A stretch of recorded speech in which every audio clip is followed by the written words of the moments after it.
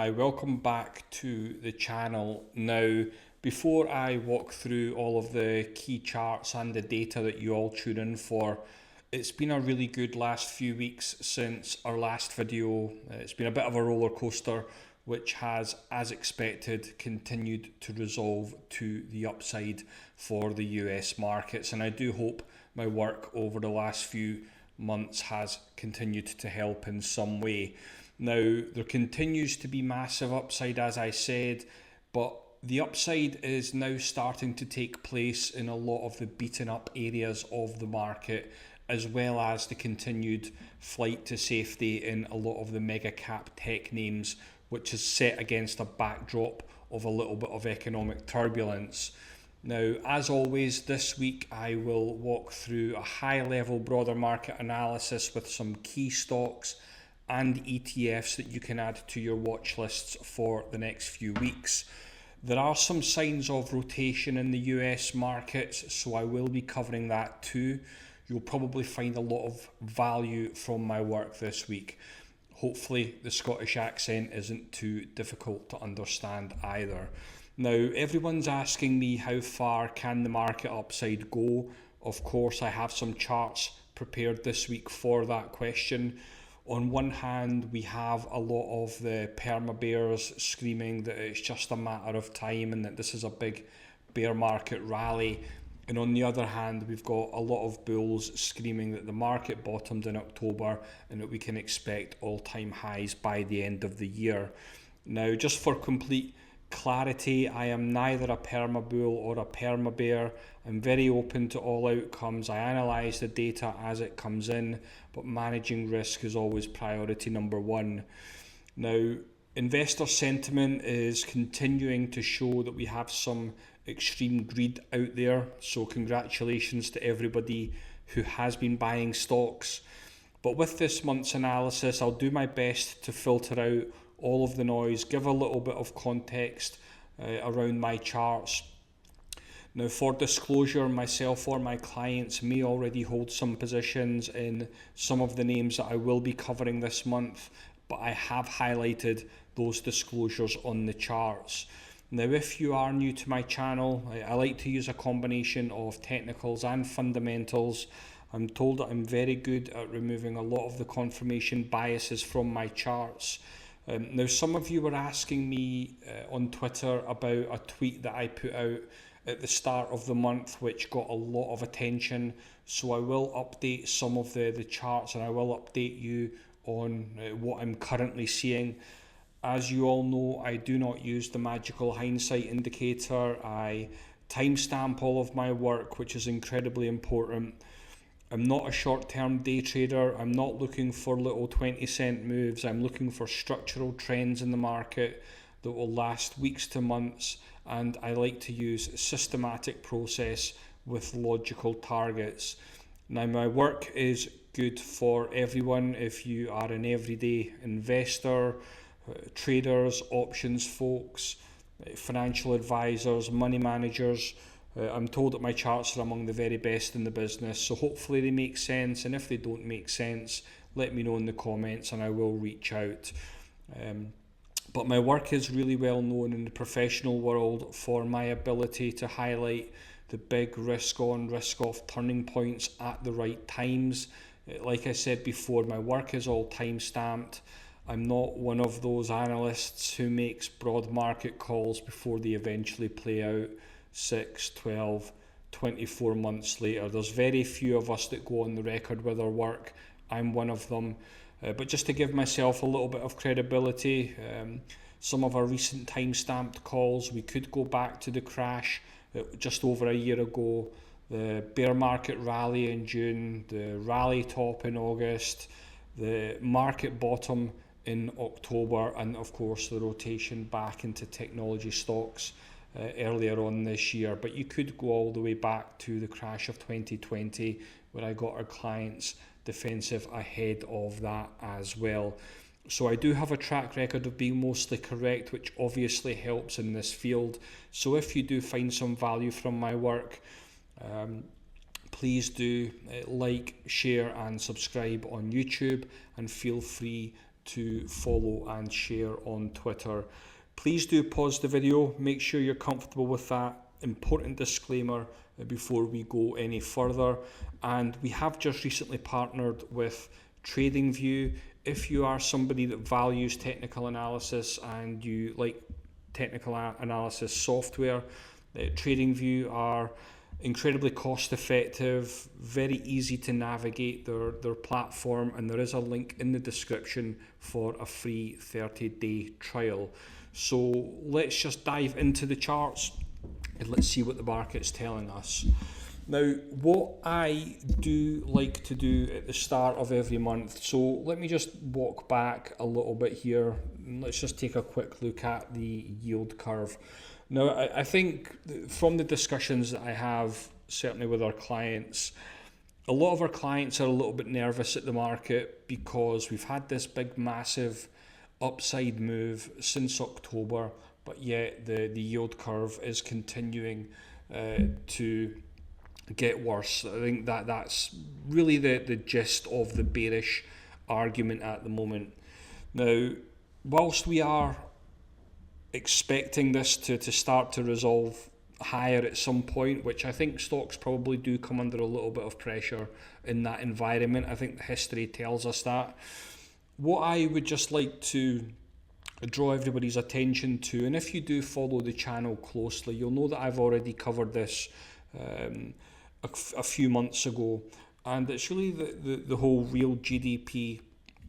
Now, the shaded areas on this chart represent the recessionary periods for the US markets, and 2 negative quarters of real GDP has historically been the signal that we are in a recession.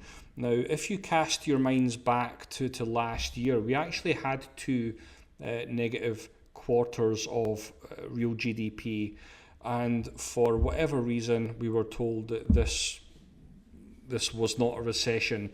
Now, I have covered this numerous times in the past. We all know, I think most of us now accept there's been a little bit of shenanigans going on because stocks since October have been moving to the upside. But I have done a little bit of extra work on this, and this is the S&P 500 chart with previous recessions.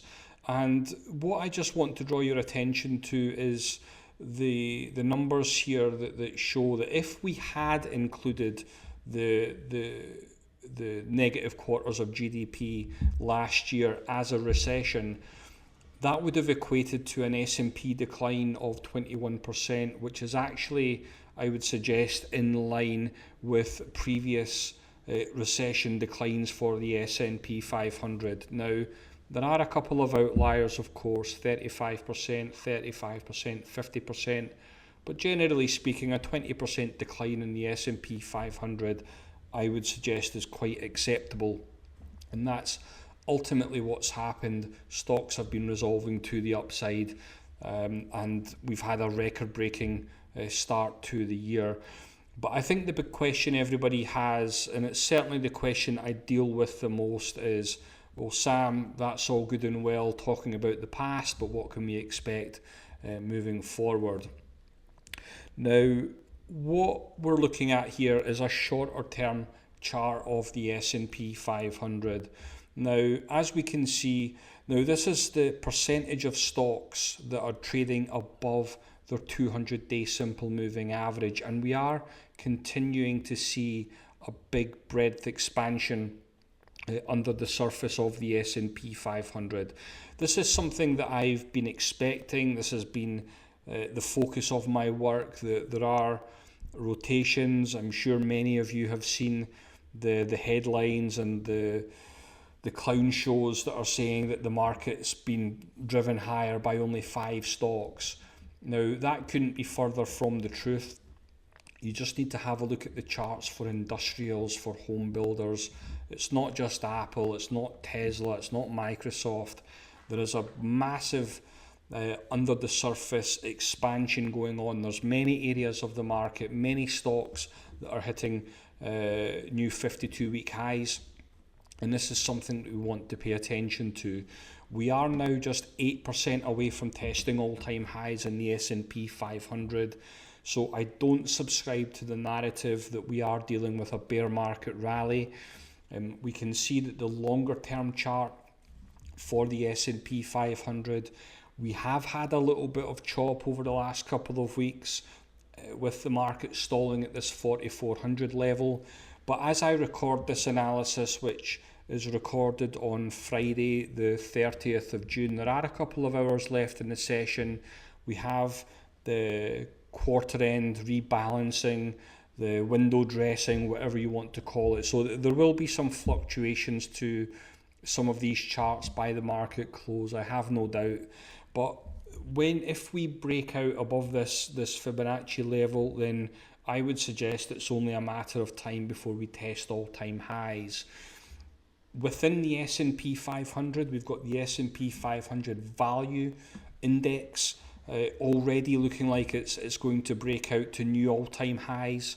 Now, although this is a value index, there is quite a big tech exposure here with Microsoft, with Meta, Amazon, etc., etc. So there's not a lot of bearishness that I'm currently seeing at the moment. I think that the big question I have is really what rotations are going on. Now, the Dow is only 7.5% from all-time highs. But this is the chart that I think is probably the most important for me at the moment, and this is the NYSE Composite Index, which again, under the surface, we're seeing a massive breadth expansion. 62% of stocks within the NYSE Composite are within 20% of 52-week highs. If we get a breakout above the 16,000 level in the NYSE Composite, again, that's an environment where stocks are going to continue to go higher. The triple Qs, if you picked up our analysis last month, you'll know that this is a big level that I was keeping a very, very close eye on for a potential pause in a lot of the names aligned with the triple Q.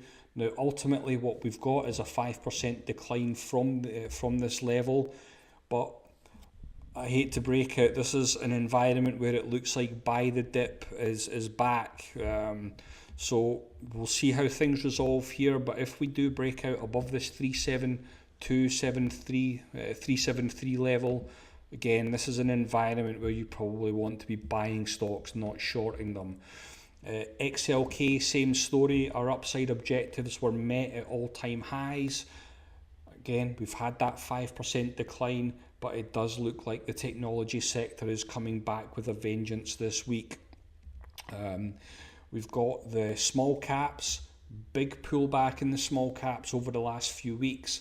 They've pulled back to a logical level, and it looks like the small caps have come back to life a little bit here, and we can see that with the bigger picture chart, and with the major averages here, they're all posting new highs for the year. Aside from the Russell 2000, which is very, very close, it does look like we are going to go out at new closing monthly highs. We can see with the All Country World Index, again, it's not just the US markets, we're seeing the same thing around the world. And given the correlation with the S&P 500 and the All Country World Index, if we break out here and this holds, again, that's another bullish chart. We have the XLC sector, again, looks like it's posting new 13-month highs. We've got the micro caps, again, holding on to big levels, a big gauge of risk appetite in the market, and we just need to have a look at the financial sector. We were promised that there was a big financial crisis coming and all the banks were going to collapse. We're not seeing that. The financial sectors are continuing to hold up at key levels. The small regional banks, which got all of the headlines a few months ago, we made a real-time bottom call on the regional banks, which was a play on capitulation on the 5th of May. And since then, I think the regional banks are potentially setting up, and I would view this as a bullish chart pattern if it can complete above that $45 level. And when we look at the banks and the financial sectors, we just need to have a look at what we're seeing at the moment with JP Morgan and HSBC, two of the biggest banks in the world, looking like they are attempting to break out to new year-to-date highs. So there's not a lot of bearishness that I'm seeing within the financial sector. I think it's exactly the opposite. We're starting to see the signs of recovery, and again, I'd be very, very surprised if there's not some kind of rotation into the financial sector sometime soon. Semiconductors, however, they are pushing up against new all-time highs. Our upside objectives have been met with semiconductors, but the big question that I have at the moment is if we are stalling on an absolute basis, we just need to have a look at semiconductors relative to the S&P 500. Now, if this chart can resolve to the upside, perhaps semiconductors on a relative basis could actually drive a breakout on an absolute basis. We just need to have a look at the names aligned with semiconductors. For example, just bring this over here. NVIDIA. Now, NVIDIA is, of course, on a rocket ship. For disclosure, we made a real-time bottom call on this at the start of the year. It's been working very, very well. I did personally exit my position earlier in the month. I think I possibly covered that in a previous video. But for our clients and members, we are still working with upside objectives there around the $500 mark. Apple, again, massive congratulations to everybody that's holding Apple. It is breaking out above key levels. It's going out at new all-time highs today. What I would say though is when we reach these overbought conditions, we can oftentimes expect some kind of short-term pullback. It's perfectly normal. I think a lot of folks, when it reaches an overbought condition, start to maybe freak out a little bit, sell positions, and then the uptrend continues. I actually like to see overbought conditions because it tells me that the stock is in an uptrend. You just need to have a look at what it's been doing over the last few months. Overbought condition, overbought condition, overbought condition, but the trend keeps going higher. So oftentimes when we have this kind of chart, it just means that you can generally buy dips, but of course always be aware when the trend ends and it starts to break key support levels. Microsoft has met our upside target, but we are watching this for a potential breakout above that $350 level. Now, I have been covering Amazon on my YouTube channel for quite some time. This is actually an active chart that we have for our clients, but we are still working with upside targets here around $145. We've got AMD, which has had a massive pullback over the last few weeks now. The pullback occurred at exactly where you would expect the pullback to occur. Overbought condition, that's probably an extreme overbought condition. RSI up at 83, 85. But again, looks like this is a level that buy the dip is kicking in. So AMD, the hope is that it can start to make its way back to that 130 level. Now, if you follow me on Twitter, you'll know that I've been keeping folks updated on DraftKings. Again, disclosures, but we are still working with this one. It's up 26% at the moment, but we are looking for this to break out above the next level here at $27. And if you have a look at the relative, so this is the DraftKings relative to the S&P 500. If it can break out on an absolute basis and a relative basis, again, that's in an environment where DraftKings might do well, provided there's not, of course, any adverse news events. MasterCard, very, very patient with this one. Massive 2-year base, Looks like that $400 level is a very big level to keep a very, very close eye on. If it does break out above that level, then I think 530 becomes a logical next target. Netflix continues to go. Again, buy the dip is back. It's broken out above that $370 level. We are still working with upside objectives here around 500. Tesla. Now, I said the same thing a few weeks ago. Massive congratulations to everybody else that's holding this one. It's not easy to hold stocks like Tesla when you have all of the negative headlines, the negative analysts that have issues with Elon Musk, etc. I just view them as the clown shows of Wall Street. I don't know any other way to put it. But what I would say is, and this is something that I actually communicated to our clients and members in our halftime analysis during the week.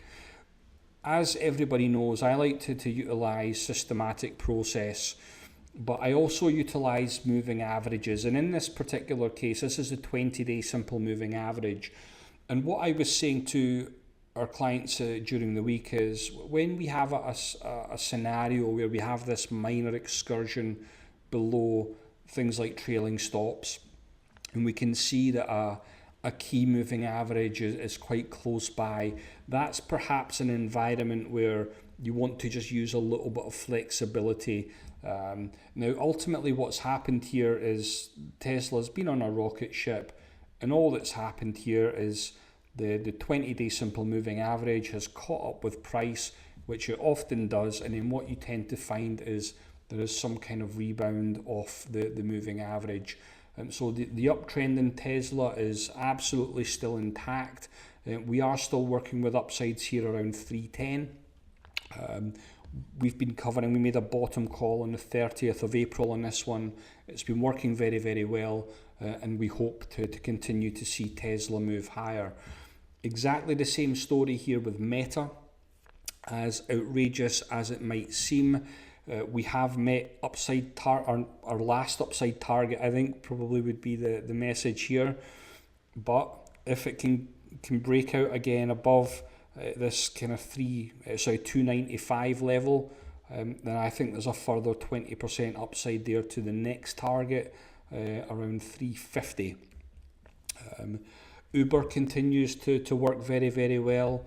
Again, we've been covering this one for a couple of months. It went out at new 52-week highs, and ultimately we hope to see buy the dip kick in.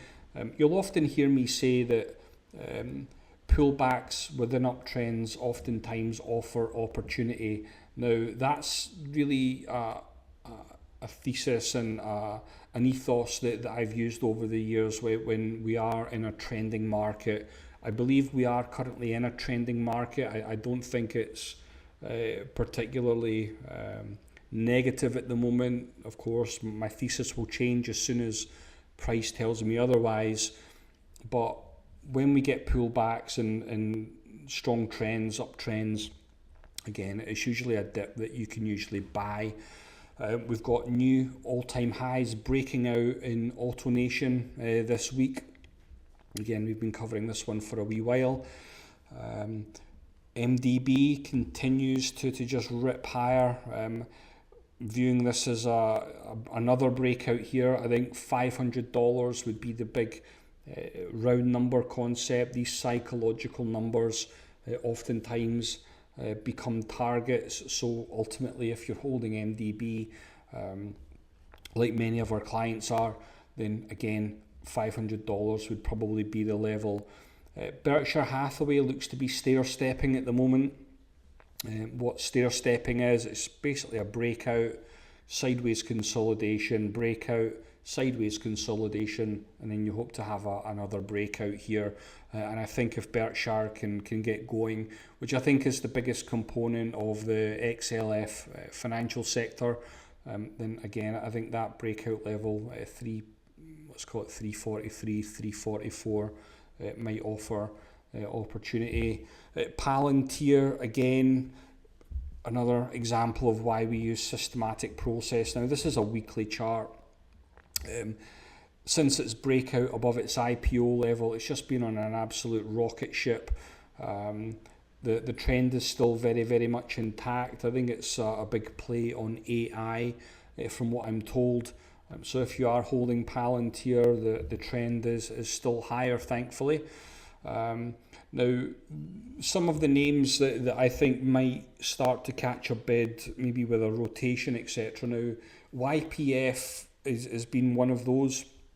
You might note that there's a really low PE ratio, explosive earnings growth, etc. But for me, it's simply broken out of a base dating back a few months.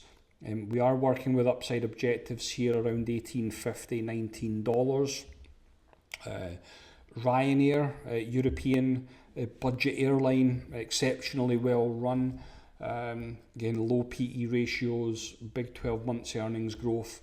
We're working here with a target here around 126. Zillow, if you follow me on Twitter, you'll know that I posted this chart the other day, just highlighting this breakout. It's had a little bit of a pullback, which we often see with breakouts. The natural movement of price is for a breakout and then a retest, and then hopefully a continuation of the uptrend. And Zillow, provided that it holds these levels, again, we just like to apply systematic process, and if it does fail, then stop losses take you out. Probably a name that won't be on many of your radars. Again, low PE ratios, good 12-month earnings growth. We've been covering this one for quite a few months now. For DRS, I think another 16% upside here. I think $20 is a logical target. Looks like it's breaking out as we speak. And we've got LPX, which is now approaching our upside targets from the 14th of April. And ultimately, we are looking for this to break out above $80 to hopefully take the next leg higher. Now, a little bit of a wobble today with Bitcoin. I think there was some news at the market open that there were some issues with the SEC and the filing for the BlackRock ETF. It does look like the news has been bought up, so we'll ultimately see how far Bitcoin wants to go here. But this $31,000 level looks to be the level for me. This is the AVWAP from the all-time highs. We've been covering this chart for a few weeks now for our clients, since this big candle here, and we'll see how things develop over the next few days with this one. But there are some names aligned with Bitcoin, certainly that might get interesting. I wouldn't ever advocate buying the crappiest miners out there, the crypto blockchain miners, etc. But you can use risk-defined options, which is probably our more preferred method. But if you are still here and you're wondering, who I am and what it is I do, feel free to jump on to our website at honeystocks.com. But we provide lots of analysis and charts for our clients and members. We provide our premium weekend analysis every single weekend. We provide access to all of our high conviction investment ideas, which I will show you just what that looks like in just a second. We provide access to our midweek halftime report. We provide access to a wonderful community, access to all of our charts in our chart books, and also we include full access to our complete technical analysis program. And for the weekend, since I'm in a good mood and since it's 4th of July weekend, I'm also putting out an offer for 4th of July. It provides 15% off all of our memberships. But just to quickly show you what our high conviction ideas look like, This is a recent idea that went out for Tesla, which I think I touched on just a few moments ago, which has been absolutely massive. We also covered Tesla at the start of the year as a play on capitulation, which was again another huge winner. Meta continues to go. Again, I covered that chart already. Amazon is a recent one. It's up currently around 30%. And of course, we've got Apple, which has just been on a rocket ship as well. But it's not just mega cap tech. There's a lot of different areas in the market. I'm always looking for rotations, etc. But I am very unique in what I do. I log for complete transparency all of our high conviction ideas and how those stocks and those ideas go on to perform. So feel free to check that out. I have recorded every single one over the last 5 years, and it's all logged on our website along with our big time-stamped calls. But I think if you are somebody that has a mid-term approach, if you are looking weeks to months out, I think if you are somebody that keeps losing at day trading and it's just not working for you, I tend to find a lot of our clients and members find a lot of stability with my work. I think if you're someone who's looking to learn technical analysis and systematic process, or maybe you're just too busy with work, life, family, maybe you're sick of hunting around social media, and if you are a professional, maybe you just want to have a different perspective on your own views, and you'd like to have access to a professional chartist every single day. Again, that's maybe something that attracts a lot of money managers and financial advisors to my work. But feel free to check out our website. Please do hit the like, share and subscribe button. And if you are still here, thank you very much for watching. And if you're in the US, I'm sure there'll be a few hangovers over the next few days as well. So please do enjoy that as well. But thanks for watching. Hope to welcome you soon. Thanks.